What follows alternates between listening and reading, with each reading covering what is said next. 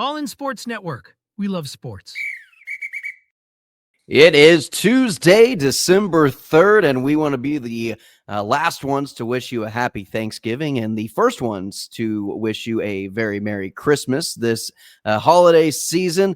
Jake and I are going to have a very fun-filled episode for you today and really throughout the entire week as the Texas Longhorns prepare for the SEC championship game against the Georgia Bulldogs, a rematch from Texas' lone loss of the entire season. And so we're really looking forward to it. I think spirits are high. I think the entire fan base around the Austin area is just thrilled, over the moon.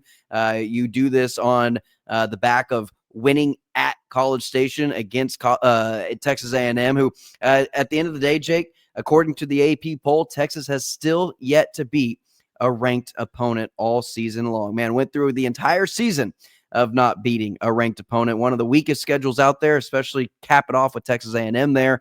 But yeah, we'll give our final thoughts on that Texas A&M game. We'll talk about Sark's press conference and some injury updates, recruiting updates as well from that press conference and just from news that has broken over the last couple of days since our last recording.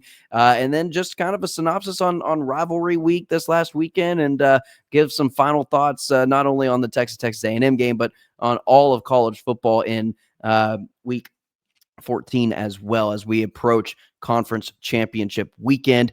Jake, how was the weekend? How are you doing? Are you still as over the moon as I am?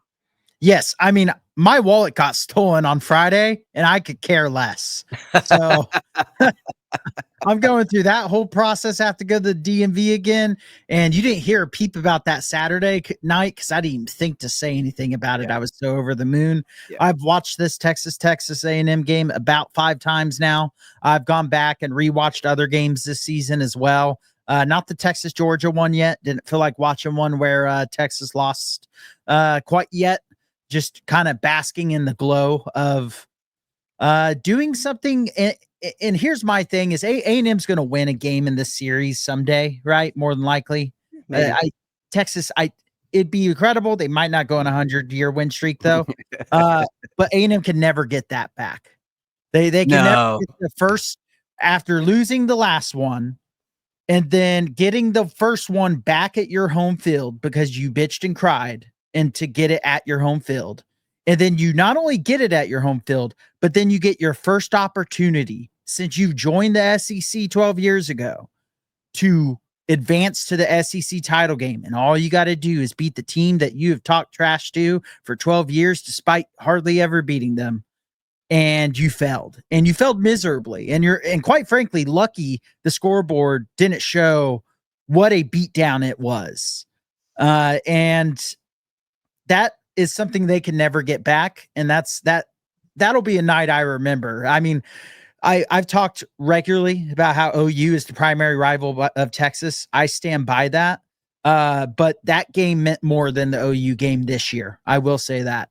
Yeah, and typically it doesn't. And even in a year in review, like we're going to do in tomorrow's episode, it would typically always be looking back on the end of the year, how big was the OU game and how much did it impact your season? And, last year it kept us from having an undefeated season going into the playoffs. Like it was a big game, regardless win or lose. Like typically that's the Texas OU game. I think looking at it hindsight, zooming out on the full picture with OU having the trash season that they had, and you go and you look at Texas A&M and the winner of this game, obviously going to the SEC championship in a winner-take-all type environment type game. Yeah, you're right. This game was bigger. It was more important than Texas OU for the first time in maybe our entire lifetimes. Yeah, even if you have another game where it's winner goes to the SEC championship, it still won't have the stakes that game had. And I say that simply because it was the first time they had seen the field since Justin Tucker booted them off to the SEC, and then Texas went into the SEC and reminded them who Big Brother is. And that's just something they're never going to get back. And there's been a lot of coping, as you called on Saturday from A&M on the timeline, or they've just disappeared. And it's been a lot of fun. If you You can see my handle there right under my name. Go on to X, click on my account, and you'll see I've been having a very fun time since Saturday evening, going at it into the bookmarks, which I still have more to dive into as the week goes on. And in this year, Texas leads the Lone Star Showdown 4.5 to a half. You were probably thinking to yourself, what in the world is that half game? Volleyball has played A&M twice this year. They split that series in volleyball. But Texas has a win against Texas A&M in soccer, men's cross country, women's cross country, and football. And then that half game, or that half match, the split series in volleyball, 1-1. And so it's been a nice renewal of the comeback to that rivalry. And it's just nice to let them know. And I think the play that epitomizes the entire mindset, and you could go back years and years and years ago, but it's the ego of Texas A&M just saying, we are the flagship program in Texas. We are the program in the state of Texas, and no one rivals us. No one comes close to us. And they tried to prove that because they're so hard-headed and they're so egotistical and they're so just in their own way. On 4th and goal from the 1-yard line for the 4th play in a row, they try to bully Texas and try to run it up the middle again and say, no, we are stronger than you. No, we are bigger than you. No, we are better than you. But no, the Texas Longhorns had something to say about that, and they came out on top, and they made the stop when they needed to, and they proved not only to Texas A&M again, but they proved to the entire country again that Texas, the University of Texas, UT, the Longhorns, are the flagship program in the state of Texas. And I think that one play epitomized everything you need to know about this rivalry. It really did, because it was Mike Elko said it in his post-game presser. He said, props to them, or something along the lines of that. They physically annihilated us, was what he said. And he was correct. Truer words could not have been spoken. Yeah. And credit to Elko for saying that. Jimbo would have, if Jimbo lost that game like that, who knows what he would have said in his press conference. I mean, he was such a babbling idiot. At least Mike Elko can actually understand what happened on the field. But that's what it was. Texas got physically annihilated 3 years ago against Arkansas, and then Sarkisian was able to locate what the issue was. And obviously that team was much more talent deprived than this A&M team was, that was loaded at the defensive line position. And it showed up in that game. And I thought this offensive line continued what they have since the Georgia game, which was just dominating every team they played.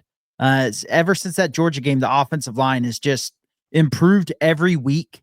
I thought the Kentucky game was their best game, and then they played better against A&M than they did against Kentucky, and that's a better front than Kentucky. And those were both good defensive fronts that they quite frankly dominated. Quinn Ewers was comfortable in the pocket. We'll get into it later, but it was just, for me, being someone who loves offensive line play, as everyone who listens to this podcast knows, because I talk about it constantly, that was a fun game to watch. Even though it was a 17-7 score, it was fun to watch because the offensive line was just demolishing people, and every single one of them had pancake highlights from that game. And I do think that probably on the outside looking in, if you're a fan that maybe is just now getting into college football, Jake, we forget a 13-year hiatus from this rivalry is pretty big when it comes to college football fans. Most players, or most students that are currently in college right now getting into college football, maybe for the first time, or maybe you've been college football fans, and Jake, we're 30 years old. We were just now getting out of high school whenever this game was last being played. And so these kids were in elementary school, barely even able to remember these games. And so a lot of people being reintroduced, maybe even for the first time, to Texas A&M. And so probably on the outside looking in, it probably was a little lackluster in terms of just, scoring and the drama and all the things of happening. And I would say maybe the pick six and then the block punt was maybe to the point where people were like, are we going to have something pretty special here? And then it just kind of, for the Texas fans, it was beautiful. It was everything we wanted it to be. We couldn't care less about having flash plays or, a lot of drama or there being a final second, whatever. It was a beautiful game for us to witness going in and closing out the regular season, going into conference championship week. Yeah, I mean, other than probably the pick six and the block punt, I enjoyed every second of that Even game. the Quinn fumble, I would say those. three plays disappointed me out of the entire game. 3 plays disappointed me. Yeah. The Quinn fumble was disappointing, not quite to the level of the pick six or the block punt, because I saw where A&M was getting the ball and going, yeah, their offense ain't scoring from there. Yeah.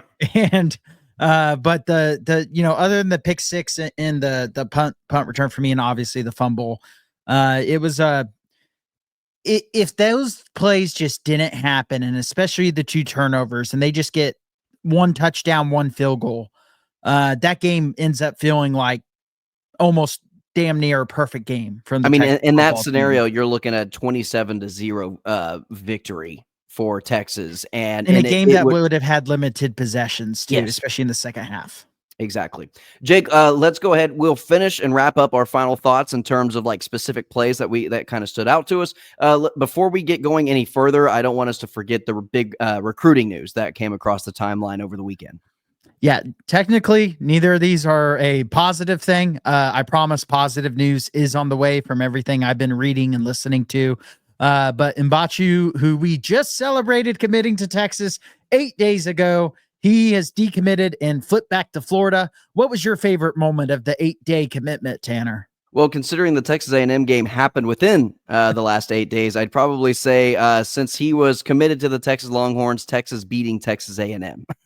Yeah, I think that's the obvious name. That, or that when he committed, obviously this is just a pure NIL deal. I mean, you don't have to. Sometimes with recruiting in the NIL era, there really isn't that much to read into. When someone flips and then flips again, it's NIL. And Florida is trying to keep it together. Florida, yeah. So Florida right now is overpaying a lot of Florida's overpaying a lot of recruits. I'm curious, Jake. I've heard recruits in the past, some from Texas A&M,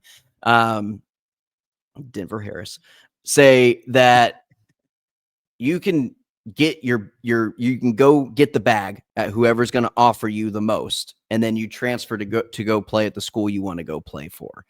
I hate that. It's out there, but I'm curious if we're going to see something along those lines with Florida of they're sending everybody the bag right now. These players don't necessarily want to play there in terms of like, this is the team I want to play for, but they are offering the most amount of money. So I'm going to go ahead and take this for 1 year and then transfer out and play somewhere that I want to go play for.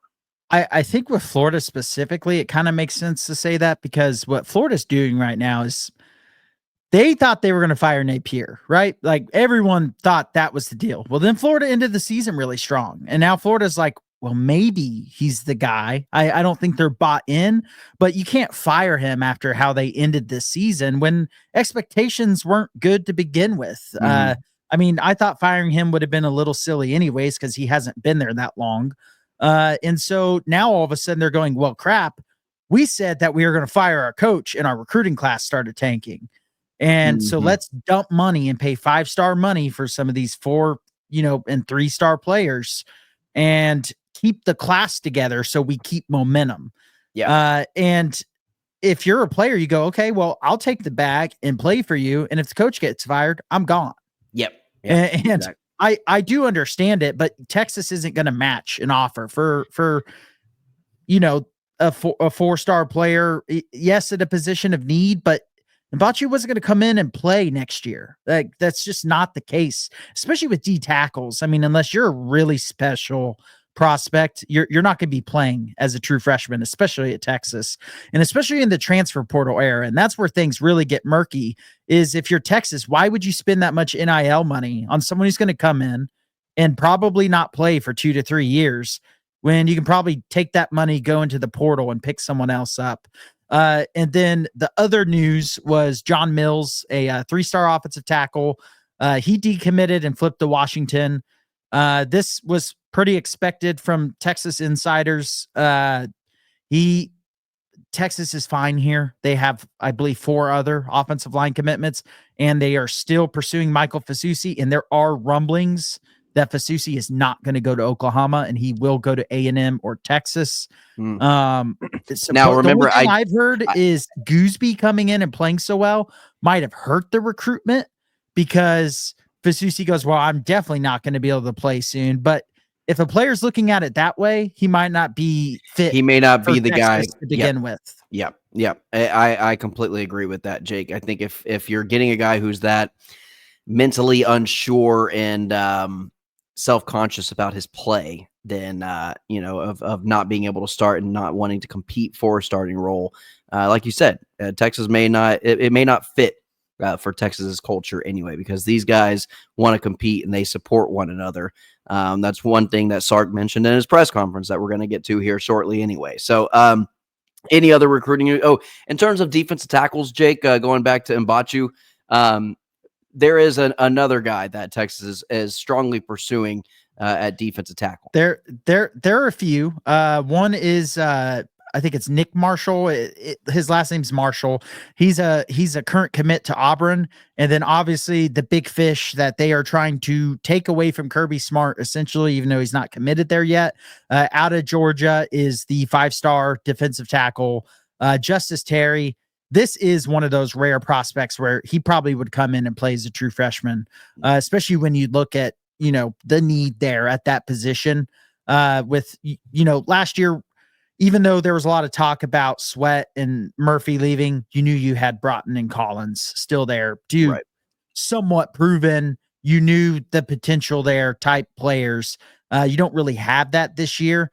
And Texas is going all in trying to get him. I think they're going to get one of these big fish that they're going for, whether that be a Fasusi, whether that be a Terry, or whether that be, his name is escaping me, but the 5-star defensive back that was committed to Texas, flipped to LSU, and now potentially may flip back to Texas. Cade Phillips, I believe, is the name.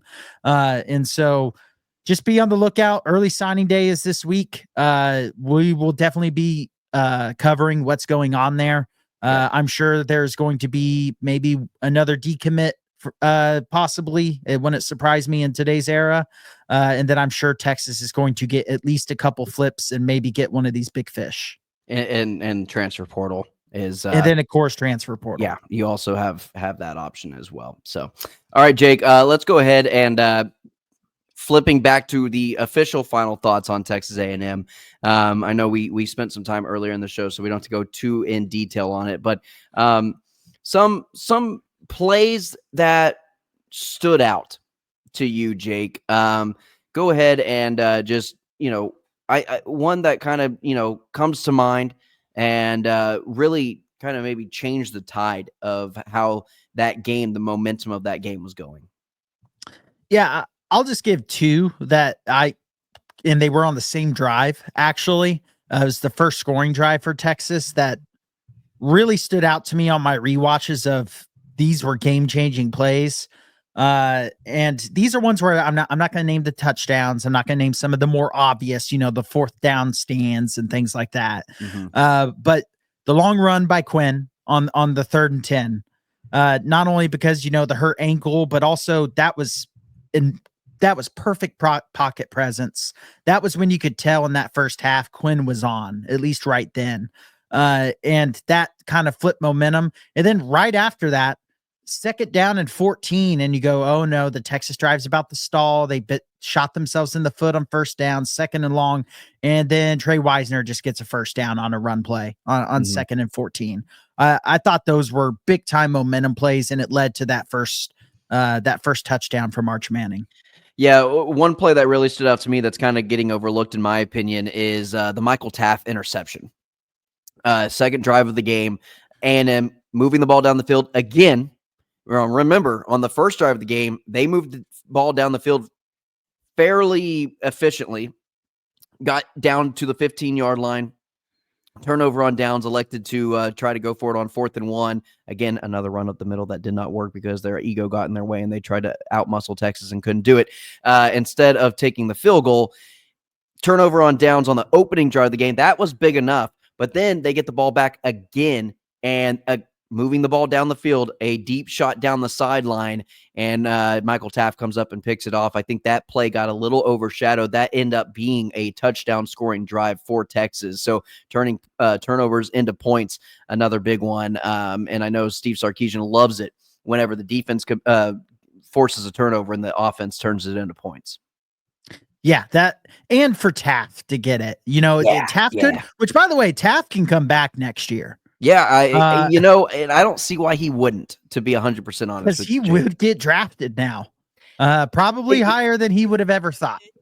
Well, getting drafted is higher than he would ever thought, even if it's in the 7th round. If he's Mr. Irrelevant, he would be getting drafted higher than he would have ever thought, in my opinion. However, I think he still has room to grow, man. I think he still has. I don't think an extra year of college football hurts his draft stock, is what I'm saying. No, because he's never going to go higher. He's a white safety. He's never going to go higher. And he's not Harrison Smith. Then around the 4th round, more than likely 5th round. He's not Cooper DeJean. Probably more than likely. Yeah, exactly. But he has played to that level. He has played like an All-American this year. He's probably not going to get that accolade. He's been one of the best safeties in college football this year. That doesn't mean he'll be one of the best safeties in the NFL. But as far as college football goes, he's been unbelievable this year. Also, Jake, sorry, go ahead and finish. No. I was just going to say that it just shows the development that this staff does, because he was just okay last year. He was serviceable.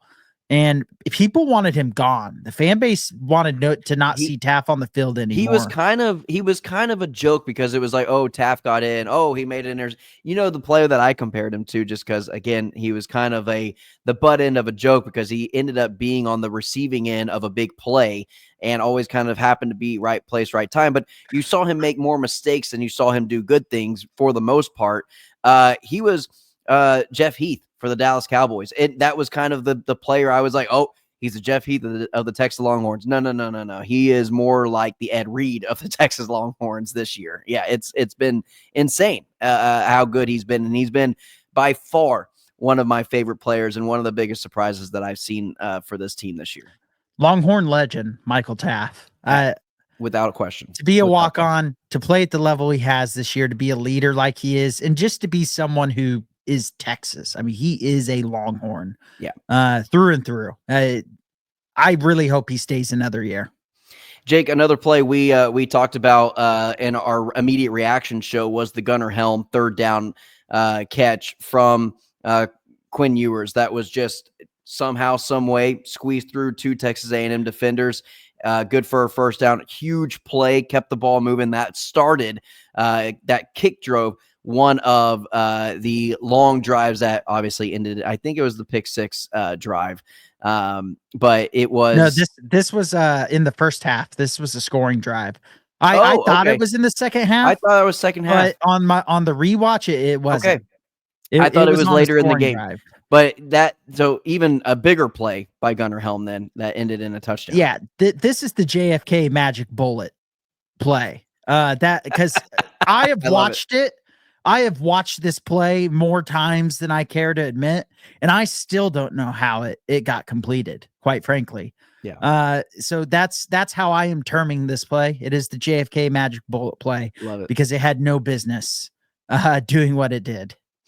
All right, Jake, any other plays before we move to players of the game on offense and defense?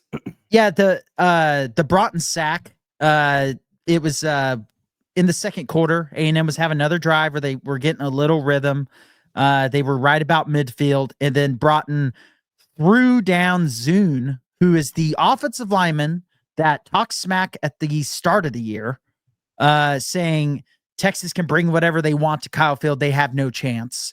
And then also decided to stupidly say Anthony Hill was just another guy at the start of the week, and then just got bullied like a little tiny toy for a toddler by Broughton on this play, thrown to the ground, and then Marcel Reed just got eaten up by Broughton, and that ended that drive. Broughton just said, nope, this drive ends here. Those were all these plays we just listed, I just thought were moments on my rewatch where I was whoa, that was a big momentum flip. Like you recognize it live, but on the rewatch, when your heart rate isn't above 120, it's a little easier to be like, yeah, that was a huge momentum swing of a play. Yeah. All right, Jake, real quickly, players of the game. Yeah. On offense, I'm going to take Gooseby. I love it. I love it. For Kelvin Banks to get hurt in the first quarter. And I was sitting at my, or not sitting, I was pacing in my basement going, just no, not Banks. We're screwed. Like this is the game where, these talented edge rushers who, some are going to get drafted pretty high are going to just break open the game because you have a redshirt true freshman coming in. Zero pressures allowed. And he played essentially the entire game other than I believe like 6 snaps. Which is insane. And he was the highest rated passing. He was the highest rated pass blocker on the team in this game. Yeah. He was the second highest rated in the entire SEC this week. And he was pretty good in the run game too. All of the linemen were. But Gooseby showed that, and they need Banks back for Georgia. Don't get me wrong, but Gooseby showed why he is going to secure that left tackle spot for next year. That's for sure. And he deserves his flowers. He deserves his flowers on every level. From every show, whoever mentions the name Trevor Gooseby it's rightfully deserved. I don't even think he had a penalty or anything. I mean, he came in, he was mentally prepared. Oh, and by the way, his father has been on X and just posting about like, this is why you go to Texas. He isn't playing right now. And, he could probably play at tons of other schools, but he's being coached by the best. And then when his time came, he shined. And now he's showing that he's going to shine when he gets to be that full-time starter. And this is why you go to Texas. And I just love that. That is the right mindset. And if you don't have that mindset, you're either not going to go to Texas in the first place or you're not going to last. Yeah, and he'd be starting over Zune at Texas A&M right now. That's for a fact. Yeah, or like there's like 12 linemen for Texas who would be starting over him, to be fair. Players of the game for myself on offense, Trey Wisner. I mean, that's a low-hanging fruit, but it's a career game. It's one of the best. I think it's a top 4 performance against Texas A&M of all time, and that's just right behind Ricky Williams breaking the NCAA all-time leading rusher record, and a couple of other performances, but I think he finished 3rd or 4th all-time with his 188 yards, maybe something along those lines. 186. You're right in the middle. Yeah, right on the higher and lower end. 186, 33 carries. Jake, for the thing for me is he started this season off on the depth chart as the 3rd string running back. He was going to be primarily a special teams guy, which he was last year. He was great on special teams. The reason why he stayed on the roster was because of how good he was on special teams from a season ago. Sark said he has improved much as a runner, as a running back, but being behind guys like a CJ Baxter and a Jaden Blue, he just wasn't going to see his carries.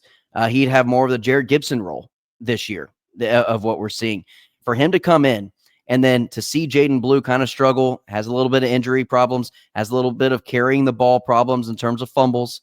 He comes in and has a reception in every single game this season, at minimum 1 catch, and then he pops off 33 rushes for 186 yards against Texas A&M in the biggest game of the season for Texas. I mean, the storyline writes itself. And then just his composure after the game, his post-game interview with the reporter, he's just like, hey, man, I'm just happy to be here. I'm just happy to be playing for the University of Texas. That's why we come here, is to play these types of games. And his pass pro. He had some big-time moments in pass pro. Yeah. He's the best pass protection running back that Texas has right now, at least that's available. And what do Gooseby and Trey Wisner have in common, Tanner, other than both being second-year guys? I don't know. What is that? They are both 3 stars. They are both evals the coaching staff had. And Trey Wisner's, it was either his dad or his uncle talked about it, going, there was Texas fans on social media going, why are they recruiting this guy? He's a 3-star. Well, maybe trust this staff that when they are recruiting a 3-star, it's because they have a very high eval on him and they're not evaluating him as a 3-star. Who was another 3-star, Jake, in Texas history? Not on this team. Oh, Colt McCoy. Oh, Colt McCoy. Come on, Texas He fans, was y'all are better supposed than to that. be QB1. He was the 5-star. Y'all are better than that. Y'all are better than that, people. Don't underestimate a 3-star ever. I don't care what position they play. If you're playing Texas high school football, you're getting the best of the best. I mean, it's just what it is. So don't underestimate. Anytime I hear somebody bash a 3-star, I literally throw Colt McCoy at him immediately. It's easy, and also with this staff, just trust them. Yeah, They know just how to trust. evaluate Now, players. if it was Charlie Strong or Tom Herman recruiting a 3-star, sure. Yeah, okay, I get it. Yeah, he may not be the best player at the end of the day because he'll be the exact same player he was from year 1 to his senior day. All right, Jake. Defense. Let's talk about the defense real quick. Players of the game in that Texas A&M game. Yeah, I'm gonna take low hanging fruit for this one and go with Broughton. Oh, it was Broughton. All right, it was Broughton. It was. They brought it. Yeah, it was Broughton. No, but he killed the momentum for so many A&M drives. Two linemen couldn't block him. He was constantly in the backfield. He had 2 sacks. And even on plays that don't show up on the stat sheet, he was just constantly disrupting. And I would have thought Alfred Collins was going to have that game, and Alfred Collins was not bad by no one. He bad. played really well, but you're right. The entire front 7 played really, really well. Not a single player had a bad game on the defensive side of the ball in this game. And he has become the player everyone knew he could become. And it has really showed up down the stretch of this season, especially. Yeah. And I will take another low-hanging fruit, but I've got a type of I got a type here. Michael Taff. Another just great story. And I've already talked about him, so we don't need to talk too much about him. But this was a great performance on top of a great season, on top of an underdog story that shows the player development and the culture of this program. And it's just, I can't say enough good things about a Trey Wisner or a Michael Taff. These are this is the depth. You know when a program is ascending, when you're getting 3rd string, 3-star walk-on players being impact players by the end of your season. Not knowing what they're really going to be, but by the end of the season, they're captains, they're vital to your team's success, and they're making huge plays and huge contributions. That means that your program is on the ascending side of things, and that's exactly where we see Steve Sarkisian's Texas program.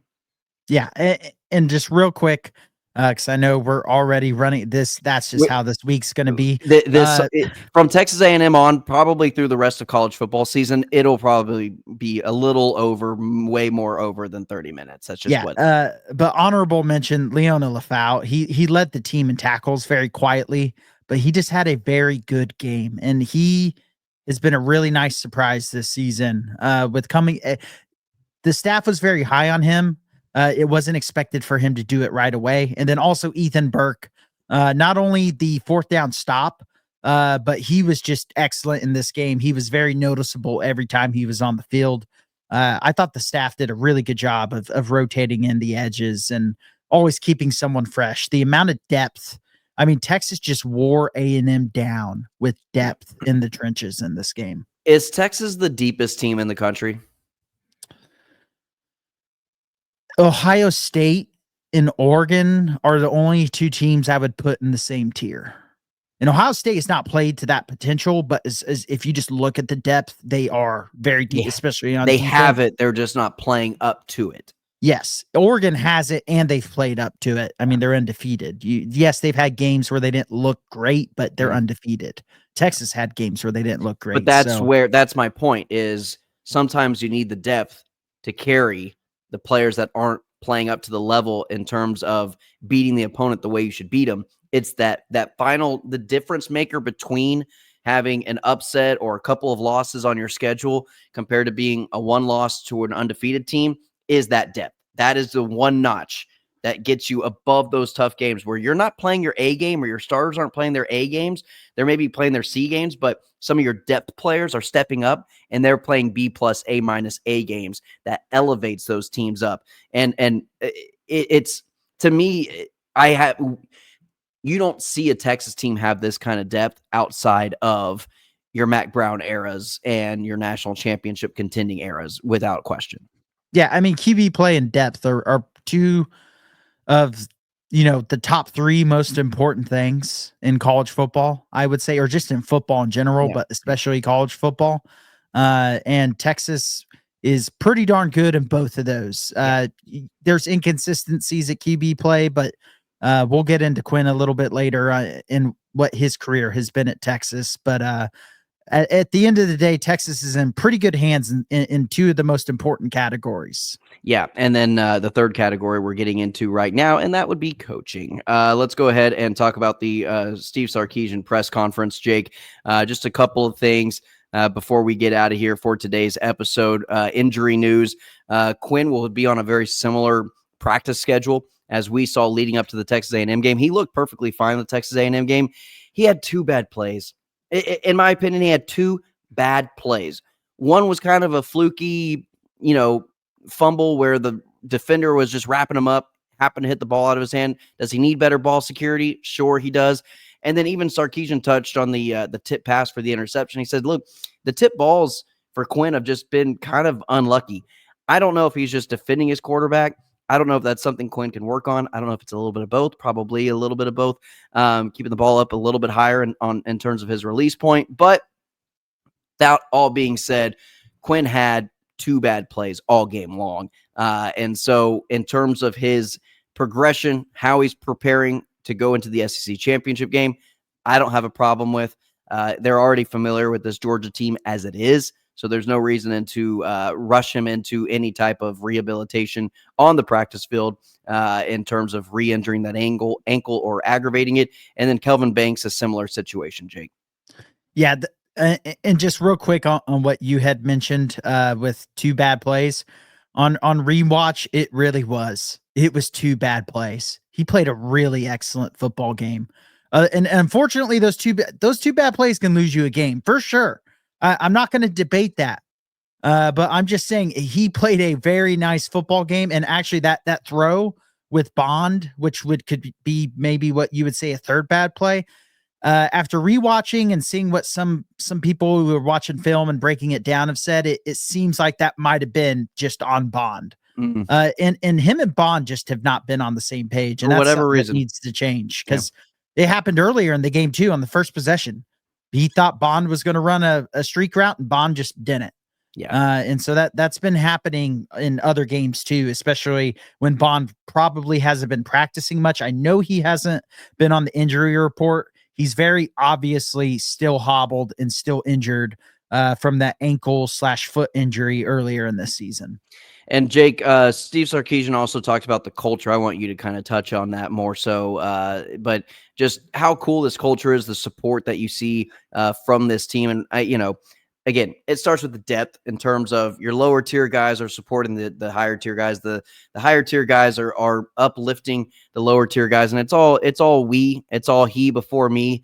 And just how cool this culture is.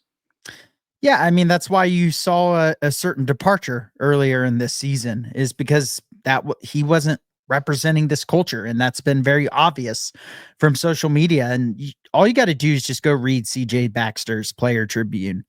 That will tell you everything you need to know about this culture. But Sarkisian in his press conference just said, our culture is so cool. Our guys genuinely love one another and you can feel it. And then he brought up the interesting thing that happened, which was A&M set it up so that when the Texas buses arrived, they had to drive through all the A&M fans as they entered the stadium because they have just this, again, ego. And that pumped the team up. That fired them up. Anthony Hill was talking about just seeing all the horns down and seeing middle fingers and that just getting the blood flowing and getting him excited to go out there and play. And I love that type of stuff just fires this team up. A Herman team or a strong team probably would have got intimidated and pissed down their pants come game time. This team came out ready to play from snap one, especially on the defensive side of the ball. And Jake, we talked about it a little bit earlier, but points being converted from turnovers. And the last 9 turnovers forced by the defense, the offense has attributed it to 6 touchdowns and 3 knee downs, which means you're winning football games or you're ending the half on a very good note in terms of the offense. And so offense complementing the defense very well. You know what's incredible about this staff and this team to me is how they're able to recognize a weakness and correct it in season. After the Georgia game, what was everyone talking about? Not scoring off of turnovers, the offensive line playing bad and not being able to pick up blitzes and penalties. What have been remarkably improved since that? I know is a little bit in the Vanderbilt game, but that was the week after. Since that, what have they improved on? Just incredibly from week to week since then, those areas.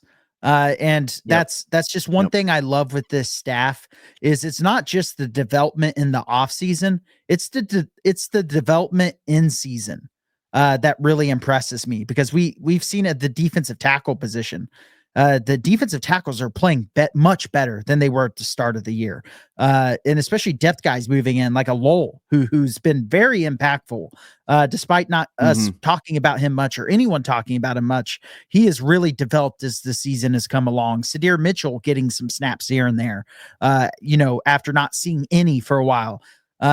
You see where guys accept a challenge and then they get better in a season. And I just think that's a remarkable sign for just the coaching staff as a whole, because you see it at every single position group.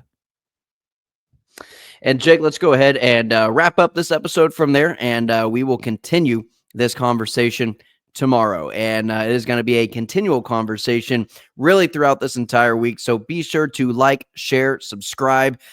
Please comment. Please interact with the show. Let us know what you like about the show. Let us know what you would like to change about the show. And we will try to get that out to you as soon as we possibly can. We release these episodes Tuesday through Friday at noon. And then obviously an immediate reaction show following the Texas Longhorn game on Saturday. We've got a lot going on. SEC volleyball, the SEC tournament is about to be underway, and so we will try to keep you updated on that as the week progresses. And then Texas basketball will also, men's basketball takes on NC State middle of this week, and so we will also keep you as updated as we possibly can. We try not to have this entire show revolve around football. However, this is crunch time, baby. This is the money where all eyes are on football season right now, especially towards the end of the season. Yeah, women's basketball did pick up a big win on what was that month? No, Sunday night against number 12 West Virginia. Yeah. That also won whatever in-season tournament that was. I can't remember the name off the top of my head right now, but that was a big win for the women's basketball program. They have a chance to be pretty darn good this year. Yeah. They already are playing very well. And so we'll definitely be keeping track of them and watching games when we can. When they're televised, sometimes it's weird trying to watch those games. Yeah. But that was a big win. No, it was. And so, again, we try to keep everybody, up to date on all things Texas sports. But again, it was Texas A&M week, now going into SEC championship week, then going into college football playoffs. So we will do our absolute best. But this is your daily fix for all things Texas Longhorns right here on All in Horns. I'm Tanner Carlson. That's Jake Jimerson. This is brought to you by Rogue Sports Network. And as always, welcome. All in Sports Network. We love sports.